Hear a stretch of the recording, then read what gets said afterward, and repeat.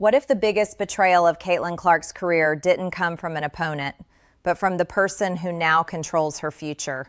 Because this story isn't about a roster decision anymore. It's about power, memory, and what happens when yesterday's gatekeeper becomes today's boss. When the Olympic roster dropped, the sports world froze. No Caitlin Clark. Not a typo, not a late scratch, a deliberate omission. The most electric player women's basketball has ever seen. The rookie selling out arenas that used to echo with empty seats. The name dragging millions of new eyes into the WNBA. Left at home.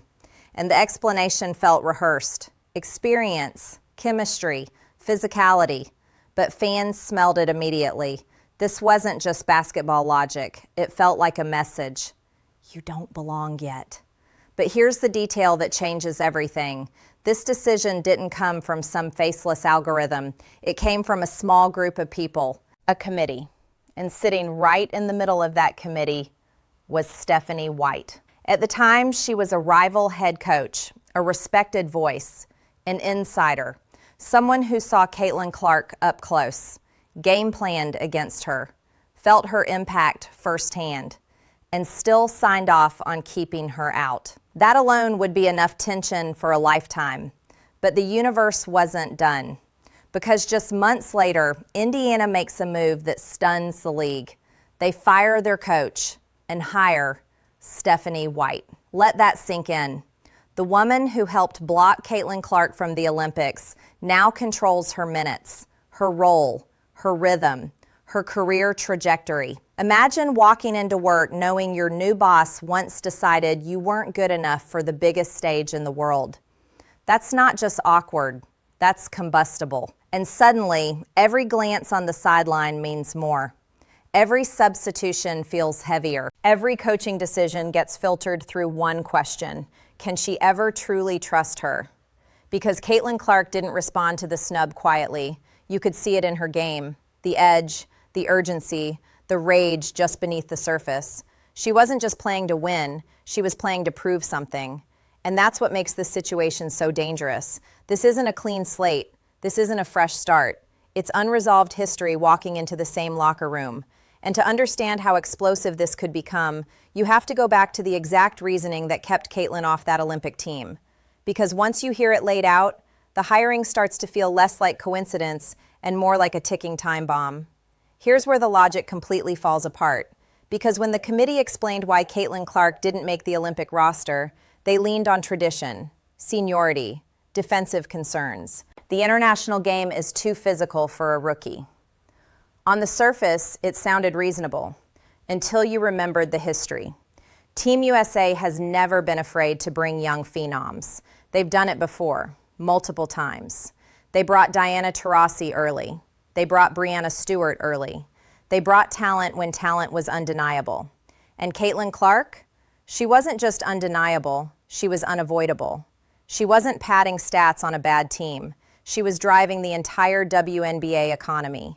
Viewership followed her. Ticket prices followed her. Media attention followed her. She was the engine. So when the committee claimed she wasn't ready, people started asking the uncomfortable question. Ready for what, exactly? Because physically, she held up.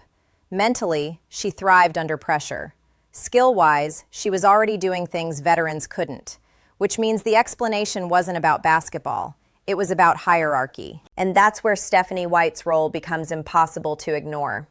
She didn't just casually vote. She had a front row seat to Clark's impact. She had to scheme against her, adjust defensive coverages, watch her stretch the floor in ways that break systems. Stephanie White knew exactly what Caitlin Clark was capable of. So when she signed off on that roster, she was also signing off on a message. Not yet, not you. Wait your turn. And that message didn't land softly. Because after the snub, Caitlin didn't shrink. She sharpened. Her pace changed. Her decision-making tightened. Her edge became visible. This wasn't the carefree college star anymore. This was someone playing with a ledger in her head. Every tough whistle, every no call, every hard hit, it all stacked. And here's the part nobody wants to talk about. Stephanie White didn't just inherit Caitlin Clark as a player. She inherited her memory. Players don't forget moments like that. They don't forget who was in the room. They don't forget who had power when it mattered most. So when Indiana announced White as the new head coach, the league reaction wasn't excitement. It was confusion. Why this hire? Why now? Was this reconciliation or was this control? Because from Caitlin's perspective, this isn't neutral territory. This is the person who once said no, now asking for trust. And trust isn't automatic. It has to be rebuilt. The question is, does Stephanie White even realize how much she has to rebuild? Because the next part of this story isn't about the Olympics anymore. It's about whether this locker room can survive unresolved resentment when the brightest spotlight in the sport is pointed straight at it.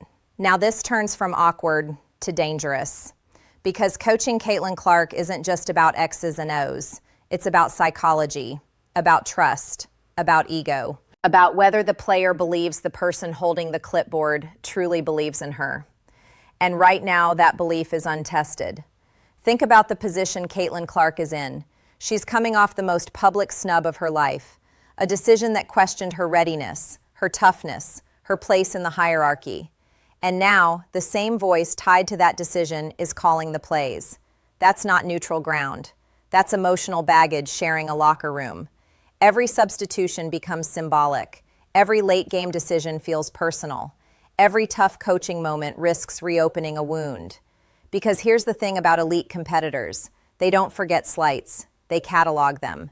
And Caitlin Clark plays like someone who remembers everything. You saw it after the Olympic news broke. The fire in her pace, the refusal to back down from contact, the willingness to take and make the hardest shots. That wasn't coincidence. That was response. So now ask yourself this. What happens when that edge meets a coach who once doubted her? Is this the ultimate motivation? A chance to rewrite the story? Or is it a fracture waiting to split? Because from Stephanie White's perspective, this is just as complicated. She walks into Indiana knowing the narrative, knowing the optics, knowing every decision will be dissected through the Olympic lens.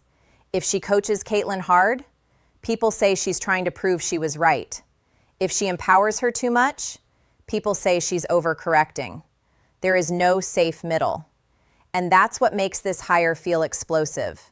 Not because Stephanie White isn't qualified, not because Caitlin Clark isn't professional, but because unresolved history doesn't disappear just because contracts change. It follows you into the gym, into the huddle, into the quiet moments after a loss. And here's the wild card nobody's talking about, the locker room. Other players are watching this dynamic closely.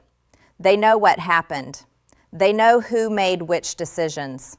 They're reading body language. They're listening for tone. If Caitlin feels constrained, if frustration leaks out, it doesn't stay contained. And that's how locker rooms fracture. Not from yelling, from tension. So this isn't just a coaching hire, it's a live experiment. Can two people on opposite sides of a defining moment find common ground when the stakes are higher than ever? Or will the Olympic snub quietly shape every interaction until something finally gives? Because the next part of this story isn't about the past anymore. It's about what happens the first time Caitlin Clark feels held back instead of set free. Here's the moment everyone's waiting for, even if they won't admit it. The first time Caitlin Clark feels limited, not challenged, not coached hard, limited. Because there's a difference. Great players accept coaching. They crave it. They want structure that unlocks them. But when restriction feels ideological instead of tactical, that's when tension turns toxic. And this is where Stephanie White's past collides with her present. She didn't just evaluate Caitlin once. She helped define a narrative about her. Too soon, too risky, not ready for that level. Those words don't disappear just because a new contract is signed. They echo. So imagine this scenario. Late game, crowd buzzing, Caitlin is hot, and the call doesn't go through her. Was it the right basketball decision? Maybe. But perception doesn't care about maybe, because Caitlin isn't just another player on the floor. She's the axis. Every possession that doesn't involve her becomes a referendum. And every time Stephanie White pulls her aside, every correction, every adjustment, fans won't hear coaching, they'll hear judgment. That's the trap, and Stephanie White knows it, which means she's coaching inside a pressure cooker of optics. Too much freedom, she looks like she's appeasing. Too much control, she looks like she's suppressing. Meanwhile, Caitlin Clark is still processing something deeper. The realization that the system she trusted didn't trust her back. That doesn't vanish with time. It hardens. It turns into fuel. And fuel can burn clean, or it can explode. Here's what makes this situation uniquely volatile. Caitlin Clark has options now, not in terms of teams, in terms of leverage. She's the reason charter flights exist. She's the reason TV deals exploded. She's the reason casual fans suddenly care about WNBA news. And everyone in that building knows it. So when she plays with urgency, it's not desperation, it's declaration. I belong here. You were wrong. Watch. And if Stephanie White truly wants this to work, she has to do something incredibly difficult. She has to coach Caitlin Clark as if the Olympics never happened. No residue, no defensiveness, no quiet power struggles, just belief. Because the moment Caitlin senses hesitation, not strategy, but hesitation, the trust gap widens. And once that gap exists, it doesn't close quietly. It shows up in body language, in interviews, in how players talk or don't talk about each other. Which brings us to the final question. This hire could become one of two things: the most unlikely redemption arc in WNBA history, or the most uncomfortable power struggle the league has ever seen, where we decide which path this is actually heading down. So here's the real ending to this story, and it hasn't been written yet, because this situation doesn't resolve with a press conference. It resolves on the floor. Every possession next season becomes evidence. Every late game decision becomes a verdict. Either Stephanie White unlocks Caitlin Clark, or she confirms every fear fans already have. There is no neutral outcome. If Caitlin flourishes, if the offense bends around her gravity, if her confidence looks empowered instead of managed, this becomes the ultimate redemption arc. The coach who once doubted her becomes the coach who maximized her. History rewritten, trust rebuilt, narrative flipped. But if Caitlin looks constrained, if her usage dips, if her fire turns inward, if the joy drains from her game, then this story won't end quietly, because Caitlin Clark isn't the type to implode publicly. She doesn't subtweet. She doesn't air grievances. She lets the basketball talk, and silence can be louder than complaints. That's the danger Indiana is walking into. They didn't just hire a coach. They inherited a moment shaped by resentment, hierarchy, and unfinished business. And Caitlin Clark is standing at the center of it, with more leverage than any player before her. This isn't about revenge, it's about agency. For the first time in her career, Caitlin isn't just proving she belongs, she's watching to see who actually believes it. Stephanie White has one job now, not to justify the past, not to defend the committee, not to control the narrative. Her job is simple and impossibly hard. Let Caitlin Clark be Caitlin Clark, because if she does, this hire becomes genius. If she doesn't, then the Olympic snub won't be remembered as a mistake. It'll be remembered as the first crack in a relationship that was never meant to survive shared space. And that's what makes this story so compelling. Not the anger, not the headlines, but the quiet tension of two powerful figures forced to coexist after history already chose sides. The season will decide who was right, and once it does, there's no undoing it.